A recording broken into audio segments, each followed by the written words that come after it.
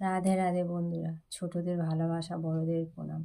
আর একটা রেসিপি নিয়ে আপনাদের সামনে এলাম। এটা একটা শরবতি পাতা, অনেকে নাম জানেন হয়তো। আমি ছোটোবেলায় থেকে দেখেছি যে এই পাতাটার নাম পেমলা পাতা শুনেছি আমার বাপের বাড়ি বলতে। আপনারা ভালো করে দেখুন। তার সঙ্গে পাতা নিয়েছি আর জবা ফুলের পাতা নিয়েছি। সকালবেলা খালি পেটে ভালো করে মেখে জল খাবেন, দেখবে পেট ব্যথা বা যাদের আমেশা হয় তাদের ভালো হয়ে যায়। পাতাটা জলের মধ্যে নিলাম। যারা চিনি খান তারা অল্প করে চিনি দেবেন, যারা নুন খান নুন অবশ্যই দেবেন একটু।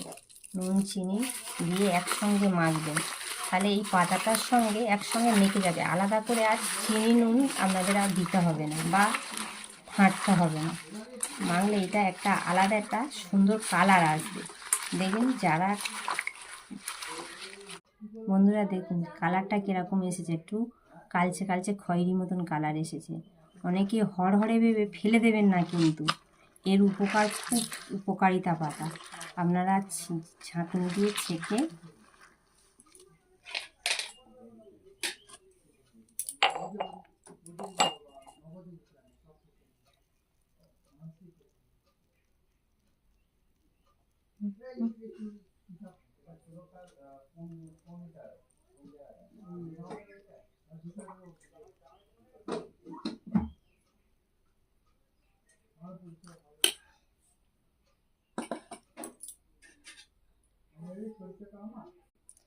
বন্ধুরা, আপনারা যদি ঠান্ডা খান একটা বরফ দিয়ে দেবেন এর মধ্যে দিয়ে, কিন্তু অন্য কোনো মশলা দেবেন না, দিলে এটা ভালো লাগবে না।